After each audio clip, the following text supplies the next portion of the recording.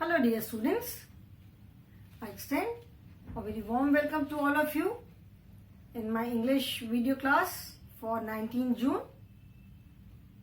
I'm sure children, you all are doing good. You all are taking good care of yourselves, listening to the elders at home, following all the safety precautions, following all the COVID protocols, staying indoors and keeping yourself safe. This is our English class, children. We have completed Unit 2 of Grammar. We completed it in the previous class. So today I will take up a poem in your main course book. This is your main course book, Wordsworth English Reader. And since we have completed lesson number 2 also, so today I will be taking poem number 2, which is a box of crayons. Okay, as you can see on the board, this is poem number 2, a box of crayons, and the page number is 1919. Okay, so turn to page number 19. Okay, so before I start the poem, what are the aims and objective of learning a poem? Poem हम पढ़ते क्यों हैं? Lesson पढ़ते हैं, we read lesson पढ़ने का हमारा क्या क्या मेन एम है? Firstly to improve our reading skill. Lesson पढ़ने का क्या एम है? Why do we read a lesson? So that, कोई लेसन हम क्यों पढ़ते हैं? So that we can improve our reading skill. ठीक है, basically to improve all 4 skills: listening, speaking, reading, writing. Listening, that is when the teacher reads a lesson. Teacher reads the lesson, जैसे model reading teacher करती है. Then you listen to the teacher and then you follow. ठीक है, teacher जब lesson explain करती है तो you read, you listen, आप सुनते हो, फिर टीचर्स को फॉलो करते हो. ठीक है, तो to improve your listening skill. Then speaking skill, reading skill, listening skill, then read. Reading skill भी इम्प्रूव होती है, कैसे आप उसको लेसन को कैसे रीड करते हो, कैसे पढ़ते हो. ठीक है, तो reading skill, to improve our reading skill. जब आप पढ़ना सीखोगे तब आप बोलना भी सीखोगे. ठीक है, फिर लेसन में various different types of exercises are there. Word building है, we improve our word power. We come to know, we learn about some part of grammar. सारा ग्रामर तो जानना पॉसिबल नहीं है, तो ग्रामर का कोई एक पार्ट के बारे में थोड़ी सी हमें नॉलेज होती है. Then we improve our writing skill also. We learn to frame small sentences. So there are certain aims for which we learn a lesson, or you can say read a lesson. Okay.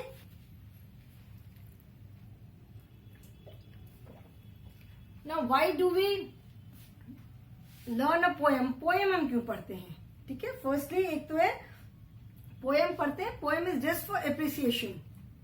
ठीक है, जैसे poem को आप पढ़ते हो, उस poem के अंदर क्या क्या फीलिंग है. ठीक है, what does it want to convey, what meaning does the poem wants to convey. उस पोएम के थ्रू जो भी पोएट है, जिसने भी वो पोएम लिखी है, वो क्या मैसेज कन्वे करना चाहते हैं. ठीक है, at times poem is just for fun से, जस्ट फॉर एंजॉयमेंट. तो पोएम पढ़ते हैं हम फॉर एप्रिसिएशन, मतलब लैंग्वेज को अप्रिशिएट करने के लिए, और जस्ट फॉर फन से, just for enjoyment. Then we learn poem हम पढ़ते हैं to enable to understand the thought and imagination. Poem में जैसे जो भी, जब आप पोएम पढ़ोगे तो it is not something which is related to the real world. जैसे जो सचमुच ऐसा होता है वो चीज पोएम में आप नहीं पढ़ोगे. पोएम में आप कुछ भी चीज इमेजिन कर सकते हो. You can imagine anything. ठीक है, फॉर दैट मैटर जब लेसन में भी वी कैन इमेजिन एनीथिंग. ठीक है, एक लेसन होता था, not in class 1, in class 4-5 there was a lesson जिसमें पूरी फैक्ट्री थी. It was, everything was made up of chocolate. तो रियल में क्या कभी ऐसा हो सकता है? रियल में ऐसा हो सकता है कि किसी भी जगह पे जाओ आप एंड एवरीथिंग, वहां पे हर चीज, कोई फैक्ट्री में जाओ एंड वहां पे सब चीज चॉकलेट की बनी हो, मशीन्स हैं, वहां के लोग हैं, everything is made up of chocolate. ऐसा तो नहीं हो सकता, रियल में पॉसिबल नहीं है, बट इमेजिन तो हम कर सकते हैं ना।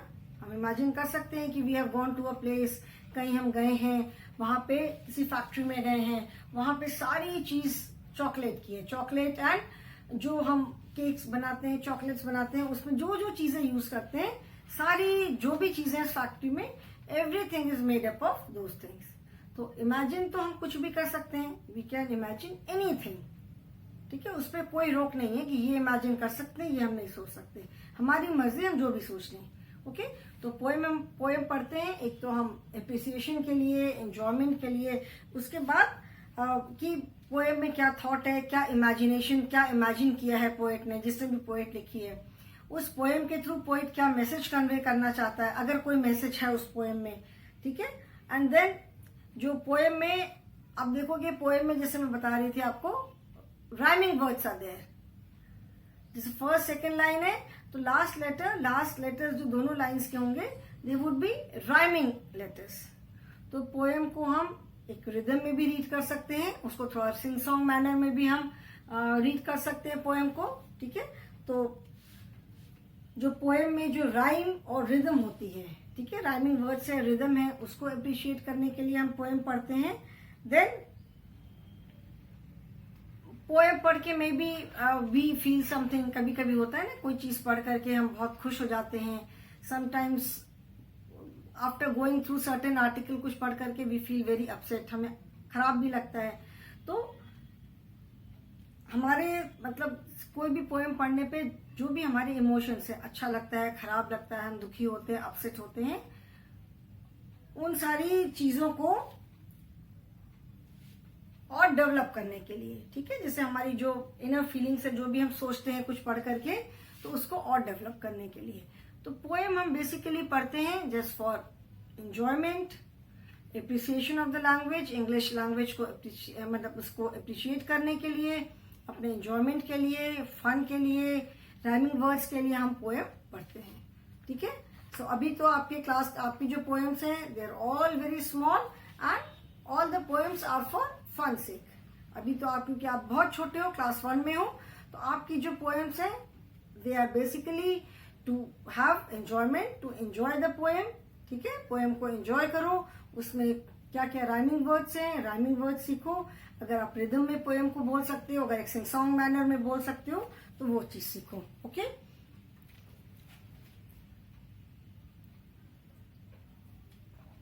Otherwise as you go in senior classes, जो जैसे जैसे पोएम पढ़ोगे, तो it has lot of meaning. Poem में बहुत सारी मीनिंग होती है, डायरेक्टली नहीं समझ पाते उसको हम, उसमें बहुत सारी मीनिंग होती है।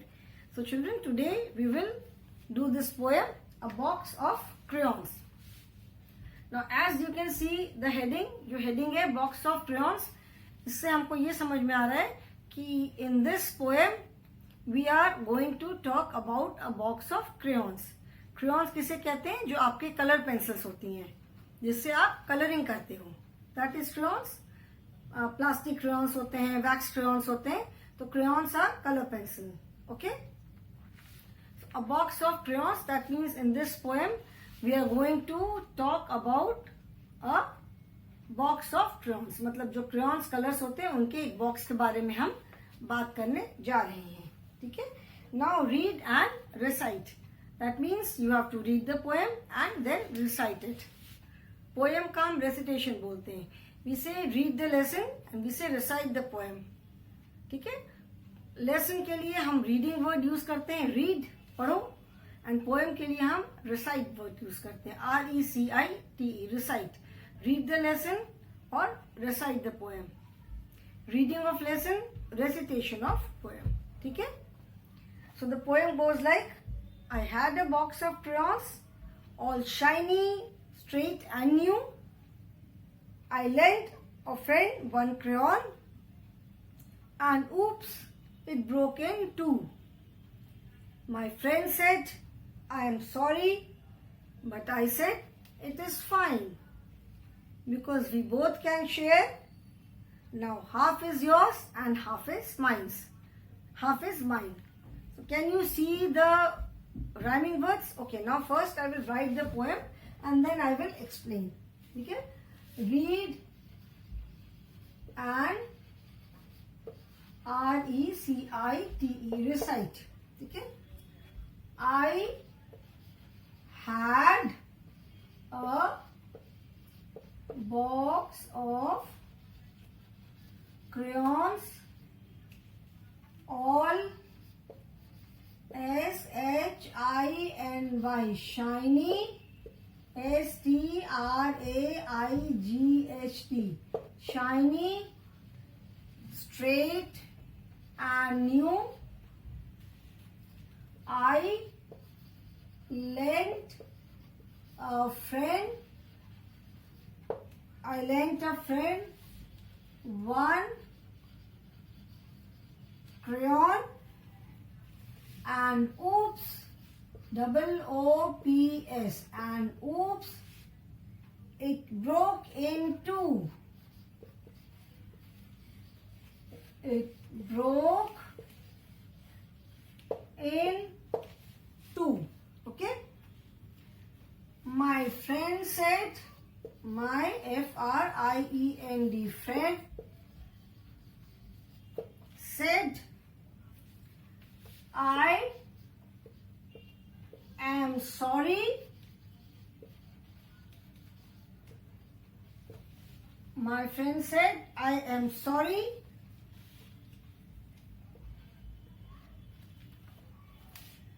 But I said,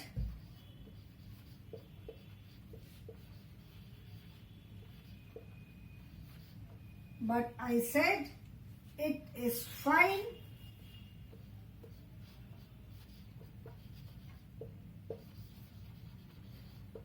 It is fine because we both can share. Because we both can share. Now half is yours, Y-O-U-R-S, yours, and half is mine. Okay? I had a box of crayons, all shiny, straight and new. I lent a friend one crayon, and oops, it broke in two. My friend said, I am sorry, but I said, it is fine because we both can share. Now half is yours and half is mine. I had a box of crayons. Now children, see, the poem is in first person. Okay? The child says, I had. Okay? तो जो भी poem बोल रहा है, and here by looking at the picture, यह picture देख रहे हो, there is a girl and there is a boy. ठीक है? The boy has got a crayon in his hands which is broken in two parts. अब देख रहे हो कि boy के हाथ में, दोनों हाथ में crayon के एक पीस है. That means this girl, ठीक है, and थोड़ा सा girl का जो face का expression है, उससे वो थोड़ी सी upset दिख रही है. ठीक है? So that means this girl has given her crayon to this boy. So इसका मतलब क्या है कि this girl is reciting the poem. ये poem कौन recite कर रहा है? This girl. Because it says I. ठीक है? It is in first person. And first person में हम कब बोलते हैं? I मतलब we are talking in first person. I हम अपने लिए use करते हैं. So the girl says, I had a box of crayon. That means this girl is reciting the poem. The girl says, I had a box of crayons. मेरे पास. Now, I've told you that had is the past form of has. Has and have. Has and have is used to show some kind of possession. मेरे पास कोई चीज है तो उसके लिए हम has या have बोलते हैं. अगर अभी मेरे पास कलर्स हैं तो आई have a box of crayons, मेरे पास अभी क्रेयॉन्स का एक बॉक्स है, जैसे आई के साथ we use have, so I have a box of crayons, my friend has a colouring book, मेरे फ्रेंड के पास एक कलरिंग बुक है और मेरे पास एक क्रेयॉन्स का बॉक्स है. सो व्हेन आई से I have, that means I have that box with me right now, मतलब अभी मेरे पास एट प्रेजेंट मेरे पास वो बॉक्स ऑफ क्रेयॉन है. ठीक है. बट सपोज क्रेयॉन्स करते करते खत्म हो गए, कुछ गुम हो गए, टूट गए, खराब हो गए, मैंने फेंक दिया. Now I do not have any colour, अभी मेरे पास कोई भी क्रेयॉन का बॉक्स नहीं है. In that case what do I से आई हैड अ, मेरे पास एक क्रेयॉन का बॉक्स था. आई had a box of crayons. So HAD had means मेरे पास था. That is when we use has और have in past tense. जब हमें अपने पास कोई चीज है, ये हमें past tense में बताना है. Suppose pet dog है, कोई pet animal है, तो मे बी कोई pet parrot था, may be the parrot ran away. या कई बार ऐसा होता है, बहुत बार बिल्लियां जो होती हैं वो पिंजरा खोल के पैरट को किल कर देती हैं. कोई भी बर्ड है, तो मेरे पास कभी पैरट था. So I had a pet parrot. तो जब हमें पास्ट टेंस का बताना होता है कि मेरे पास कोई चीज थी, then we use had. Okay. I had a box of crayons. Crayons सबको मालूम है, जो कलर पेंसिल्स होती हैं, वैक्स क्रेयॉन्स होते हैं, प्लास्टिक क्रेयॉन्स होते हैं. सो मेरे पास IHAD had a BOX box, OF of, CRAYONS crayons. मेरे पास एक क्रेयॉन्स का बॉक्स था. ठीक है. All shiny SHINY ALL all, SHINY shiny, STRAIGHT straight and NEW new. मेरे पास क्रेयॉन्स का बॉक्स था. और ऑल मीन्स सारे. कोई भी चीज जब नहीं होती है, जब आप कलर्स नए लेकर आते हो, तो दे लुक सो नाइस, एकदम नए सारे, उस पे पेपर का रैपर लगा रहता है, and they look absolutely shiny, अच्छे से दिखते हैं. When you start using them, जब यूज करते हो तो यूज करते करते कुछ छोटे हो जाते हैं, कुछ टूट जाते हैं, उसके ऊपर की जो पेपर की एक कवरिंग होती है वो भी फट जाती है. ठीक है. तो जब नया बॉक्स था तो all shiny, bright, shiny, straight and new, मतलब जो since that box was new, तो उसमें जितने भी क्रेयॉन्स थे सब शाइनी, SHINY, शाइनी मीन्स चमकने वाला. Shine is the word, SHINE, shine. Shine माने चमकना होता है ना, जिसे बोलते हैं स्टार्स शाइन. शाइन माने चमकना. तो शाइनी मीन्स बहुत चमकने वाला. ठीक है. शाइनी मीन्स चमकने वाला. तो all shiny, straight and new. Since the colours were new, तो दे वर वेरी शाइनी, बहुत चमकने वाले थे. एंड ऑब्वियसली बिल्कुल स्ट्रेट भी थे, कहीं से टूटे फूटे कुछ भी नहीं थे. I lent, LENT, lent a friend.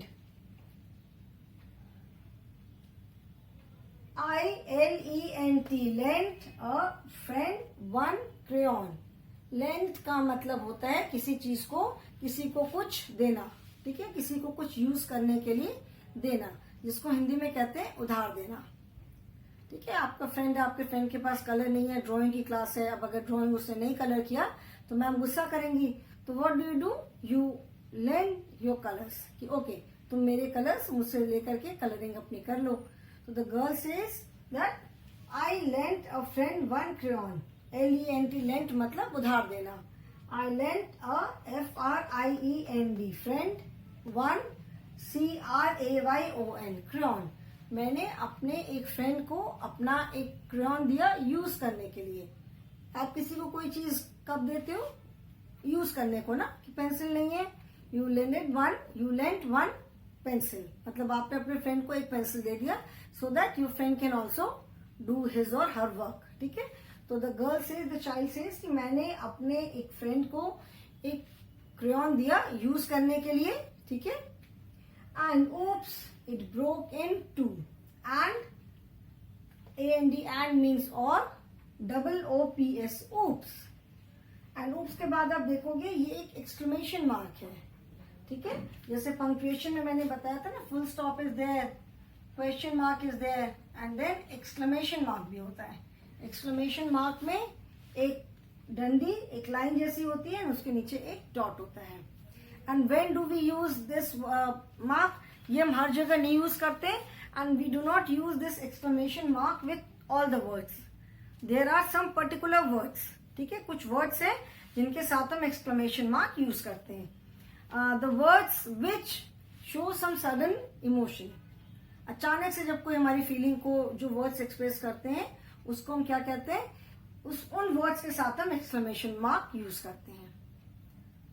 सबसे मजा कब आता है, जब सडनली, जब क्लास चल रही है एंड सडनली अनाउंसमेंट हुआ कि ओके कल छुट्टी है, तो कितनी जोर से आप चिल्लाते हो सारे, क्योंकि किसी को नोबडी एक्सपेक्टेड, किसी को नहीं मालूम था कि कल छुट्टी है, और सडनली आकर अनाउंसमेंट हुआ कि कल छुट्टी है, तो you feel very happy, you all shout hurrah करके जोर से चिल्लाते हो।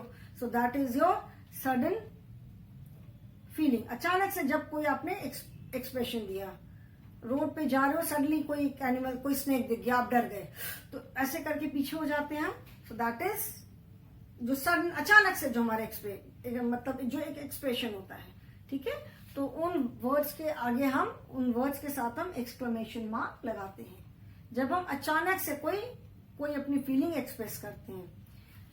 तो the girl says and oops, वो कर रहा था एंड अचानक से the crayon broke into 2 pieces. तो since they were not prepared for this, ये तो नहीं पता था कि क्रेयॉन टूट जाएगा, तो यूज करते करते क्रेयॉन टूट गया। तो गर्ल सेज ऊप्स, जब आपसे भी कुछ काम करते करते सडनली कुछ कलर टूट गया या पानी गिर गया या कुछ खराब हो जाता है, तो आप भी किसी न किसी फॉर्म में एक्सप्रेस करते हो। तो द गर्ल, उसके मुंह से एकदम से ऊप्स टूट गया and it broke into 2, it BROKE broke in 2। Exclamation mark भी हम लगाते हैं at the end of the sentence या मिडिल में भी जब लगाते हैं, तो कभी भी जहां भी सेंटेंस के हम एंड में लगाएं और in middle of the sentence, exclamation mark के बाद जो वर्ड आएगा उसके फर्स्ट वर्ड का, उसका first letter will always be capital, ठीक है। जैसे यहाँ पे एक्सक्लेमेशन मार्क कहाँ है, सेंटेंस के बीच में है। अगर हम किसी वर्ड के बाद एक्सक्लेमेशन मार्क यूज करते हैं in middle of a sentence, तो उसके बाद का जो वर्ड होगा उसका first letter will be capital. And oops it broke in 2, BROKE, broke मतलब तोड़ना। Broke is the past form of break, BREAK, break. Break का मतलब क्या होता है, तोड़ना। I am giving you my colours to use, don't break them. मैं अपने कलर्स दे रही हूं यूज करने के लिए, तुम्हें तोड़ना नहीं, डोंट ब्रेक देम, ठीक है। तो BREAK, ब्रेक, ब्रेक इज तोड़ना। ब्रेक मीन्स तोड़ना and broke is the past form of break. मतलब since the poem is in past tense, because first line में the girl says I had, ठीक है। This word lent, lent is also past tense of LEND, lend. Lend मतलब किसी चीज को उधार देना, ठीक है। लेंड मतलब कोई चीज उधार देना। So LENT, lent is the past form of lend, okay. So I lent a friend 1 crayon and oops it broke in 2. Broke is the past form of break. मैंने अपने फ्रेंड को एक क्रेयॉन दिया यूज करने के लिए और वो 2 पार्ट्स में टूट गया। My friend said I am sorry. अब अगर आप किसी की चीज यूज कर रहे हो और अगर आपसे वो चीज डिस्ट्रॉय हो जाए, मतलब गुम हो गई, सपोज इरेजर है गुम हो गया, पेंसिल है बी से टूट गई, तो यहाँ पे उसके फ्रेंड से क्रेयॉन टूट गया। अगर आपसे भी कुछ ऐसा होता है तो आप क्या कहोगे, आप सॉरी बोलोगे। अगर आपको यूज करने के लिए चाहिए देन यू से please lend me your crayon. आपके फ्रेंड ने आपको क्रेयॉन दे दिया एंड बाय मिस्टेक वो आपसे टूट गई। पर्पसली तो कोई खराब नहीं करता है, जानबूझ के तो कोई नहीं तोड़ेगा, कलर करते करते बाई चांस टूट गई, तो अभी आप क्या कर सकते हो, आप उसको ज्वाइन तो कर नहीं सकते। All you can do is to say sorry, आप एटलीस्ट सॉरी तो बोल सकते हो। तो हम अगर किसी से कोई चीज लेते हैं, उसकी वो चीज हमसे खराब हो जाती है, तो we should always say sorry, ठीक है। These are basic manners. जैसे आप कुछ मांगने के लिए प्लीज बोलते हो, जब कोई आपको कुछ देता है तो देन यू से थैंक यू, तो अगर आपसे किसी का कोई नुकसान होता है तो यू शुड से सॉरी. तो the friend said I am sorry. Said is also the past tense of the word SAY, say माने कहना. इसे बोलते हैं से सॉरी, सॉरी बोलो. तो said is the past form of say. My friend said I am sorry. Friend अब और क्या बोलता, उसने पर्पसली जानबूझ के तो तोड़ा नहीं था, उससे बाय मिस्टेक टूट गई. तो उसके फ्रेंड ने कहा कि I am sorry. But I said it is fine. I means यहाँ पे the child who is narrating the poem. I का मतलब है कि जो बच्चा पोएम को नरेट कर रहा है. एंड यहाँ पे the girl is narrating the poem. तो here I means the girl. यहाँ पर भी I means the girl. But I said it is fine. लेकिन मैंने कहा ठीक है. अब जब दिस इज ऑल्सो मैनर, हमें जब किसी से कुछ चाहिए होता है तो we say please. When somebody give something we say thank you. अगर हमसे किसी का कोई नुकसान होता है तो वी से आई एम सॉरी. तो जिसको हम सॉरी कहते हैं दैट पर्सन से ओ इट इज फाइन, कोई बात नहीं. ठीक है. अब अगर आपके फ्रेंड से आप अगर सपोज ये रियल में होता है कि आपने अपने फ्रेंड को एक क्रेयॉन दिया कलर करने को और उससे वो बाय मिस्टेक टूट गई, तो आप क्या करोगे? उससे लड़ोगे तो नहीं, बिकॉज अब वो जुड़ तो सकती नहीं है, उसको मारोगे भी नहीं. एक क्रेयॉन के लिए आप अपने फ्रेंड से झगड़ा तो नहीं करोगे ना. तो फ्रेंड विल से सॉरी. तो व्हाट शुड यू से? यू शुड से ओके इट इज फाइन. ठीक है, ठीक है. तो दिस इज बेसिक मैनर कि व्हेन समबडी से सॉरी, अगर हमें कोई सॉरी बोलता है तो हम कहते हैं इट इज फाइन. ठीक है. तो the girl said but I said it is fine. The girl is saying, यहाँ पे तो गर्ल पोएम बोल रही है, तो उसने कहा कि नहीं नहीं ठीक है, कोई बात नहीं. Because we both can share. अब उसने अब उस चीज को पॉजिटिवली लिया कि अब उसको पता था कि अब तो टूट गई, nothing can be done now. अब टूट गई तो कुछ तो कर नहीं सकते उसको हम. तो उसने बोला कि because we both can share. When the boy said sorry, when her friend said sorry, तो शी सेड ओके कोई बात नहीं, it is fine. Because BECAUSE, because WEVBOTH, both.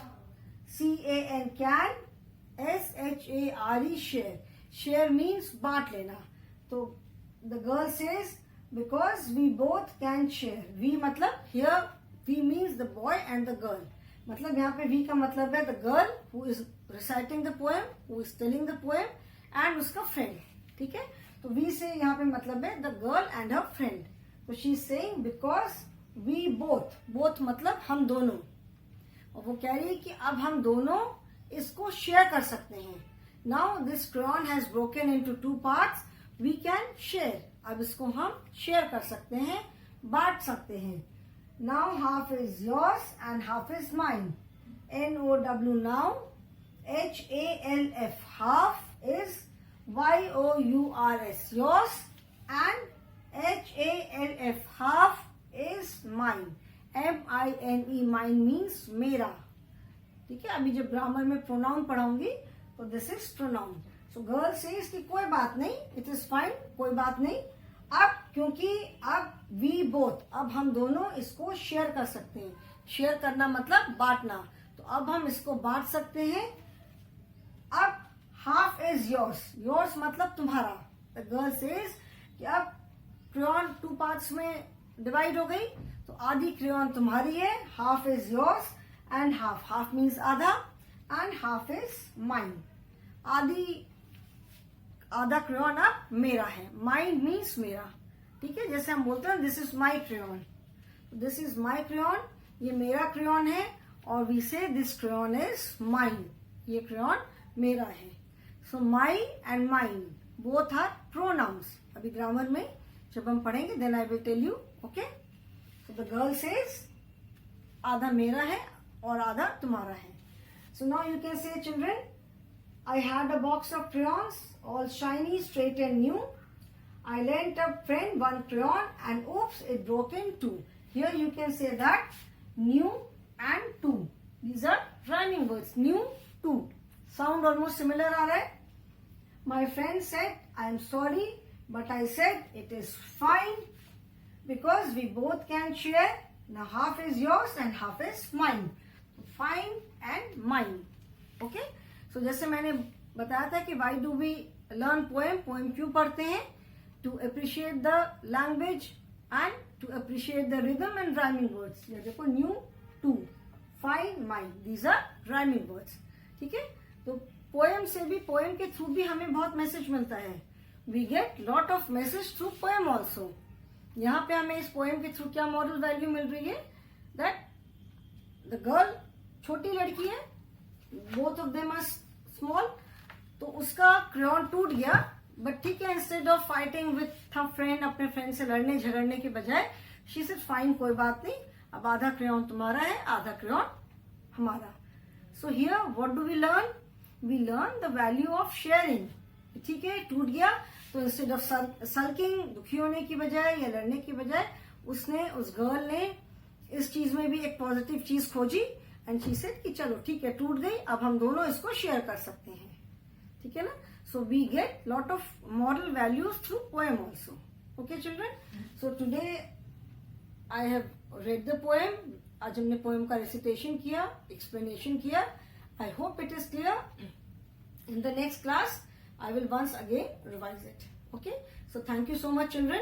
Have a good day.